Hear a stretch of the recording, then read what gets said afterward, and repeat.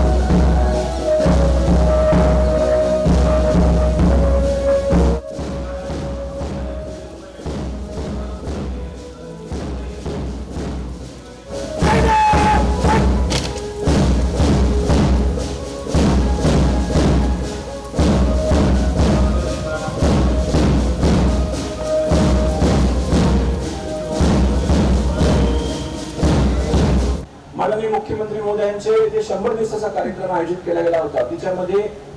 आपली कार्यालय अधिक चांगलं आणि लोकांसाठी